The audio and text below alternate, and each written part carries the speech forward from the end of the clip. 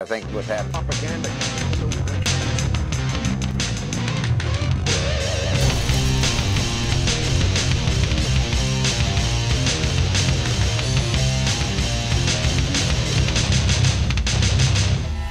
Hey, what's the big deal about Common being invited to perform at the White House? It wouldn't be the first time the Democrats invited a voice of hatred into their halls. Democrat President Woodrow Wilson invited a showing of the pro-KKK movie Birth of a Nation to be shown in the White House. Look, I'm no expert at this, y'all, but I don't think I'm far off when I say that I'm looking for a president to represent the values of the people who voted for him or her, not a president to lead us based only on what they think is right. I got people telling me that the president is supposed to preside over us, Zoe, and lead us. Excuse me? If you don't represent my values, then you ain't leading me anywhere. And even if you do represent our values, I don't expect you to lead us. I expect you to protect our freedom to lead our own lives. Now, if you're my commanding officer and we're in a foxhole or something, hell yeah, you can lead me. If I'm your employee, yeah, you can lead me. If you're my foxy wife and the only thing you got on is a teddy and you're winking at me to go upstairs with you, then of course you can lead me. Anyway, it may come as a surprise to you, but I have no objections about Common performing at the White House. The president cannot represent the ideas of everybody in America. He can only represent his voters at best, and he's not going to represent them 100% of the time either. But as long as he hits the mark with most of their issues or sentiments, then he's on track, even if that track is going the wrong way. Obama is president because he represented what his voters wanted, whatever that is. Conservatives, you passed up the opportunity to pick somebody who represented your values because you got caught up with electability. That was a good one. Many of y'all thought we had a chance with McCain because the liberals didn't seem to hate him so much and abandoned the standards of conservatism in a candidate while demanding that a candidate be a rock-ribbed conservative. So now the Democrats have a president who represents their twisted views. And as far as I'm concerned, they have the right to enjoy whoever the president invites into the White House. What's more is that the Republicans fell for this hook, line, and sinker. Conservatives get drawn into the house of race cards so that the Democrats can collapse the structure on top of them. I see commentary from some conservatives and I'm like, dang, you might want to word that a little different, dude, because that statement is way too easy to mark you as a racist. And I know their intentions aren't to be racist, but they're just clueless about how to communicate on the subject. They get caught up with self-righteousness. Yeah, I'm talking about conservatives. They get so caught up with their self-righteousness that the only thing they can see is the message they're transmitting and don't consider how their message will be received. Didn't your mom ever tell you it's not what you say, it's how you say it? But know-it-allism takes all kinds. A big problem with liberals is that they think they're so smart that they can tell everybody else what to do. A big problem with conservatives is that they think they're so smart that you can hardly tell them anything. But to my fellow conservatives, I hope you'll take this cue. The facts are not enough. You gotta be adaptable and creative. It ain't easy, but it has to be done. We live in reality. Liberals live in a world of make-believe. That's why they're so good at it. Why do you think they're the ones who go into acting and directing and excel at it? Because their life and their very nature is wired towards make-believe. When you lay out the facts and common sense, it's hard, though not impossible, to go anywhere from there. Liberals are able to make compelling points because they have to be creative to sell their BS, and to do so is an entertaining exercise, and most people like to be entertained. You're dealing with people who will see and hear the facts and will make believe those facts aren't even there. For example, seen this all over the internet all day long. But listen, let's just give it a little bit of context. The Def Poetry Jam appearance is not one of Common's songs. It's a poem that he actually wrote. And actually, it's still his words, though. Please, let me just finish here.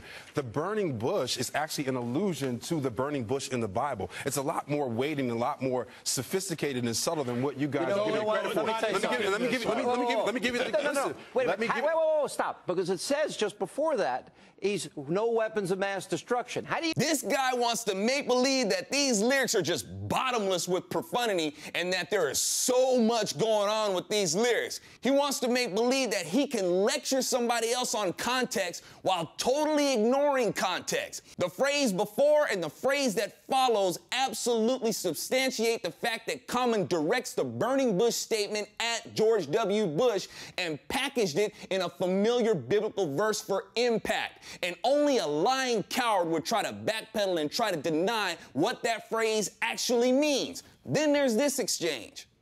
Well, I have to say this. First of all, the lyrics that you're talking about, I took a look at, and burn a bush is actually a play on words. I think we all know the biblical text, burning bush. Yeah, That's first of all. I heard that argument. I'm not sure I buy it because it says killing over oil, burn a bush, because for peace, he no push, no button. He no push, no button. Yeah, that's deep. I'm going to need my scuba gear for that one. I find it kind of ironic that we have little John being embraced in homes on The Apprentice from, Mr. Donald Trump, who's become I feel the same way about Kid Rock, who just performed at President Bush's tribute concert, who's been arrested for assault multiple times. I just say from this line of reasoning, right, the Pope wouldn't be welcome in the White House because he's presided over one of the biggest pedophilia scandals in American history. Poor Martha.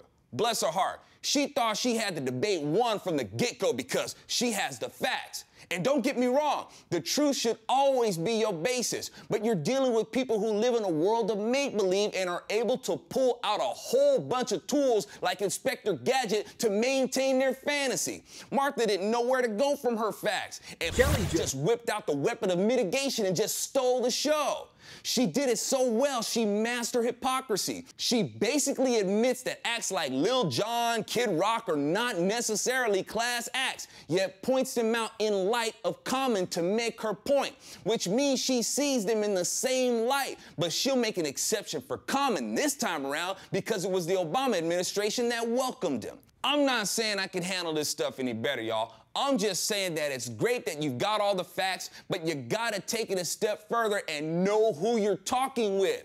And something that you should know about the people you're debating with are these people who live in a world of make-believe who think they have a grip on reality. Most of them have an even stronger grip on the bong. Yeah, go ahead and lecture us on reality while trying to escape from it. Now, y'all, isn't it weird that right-wing people are more of the logical left brain and left-wing people are more of the artistic right brain? But every once in a while, you'll get one of those right-wingers who are cerebrally ambidextrous or something. Those who can kick the logic creatively as opposed to liberals who have to be creative to defend their lies.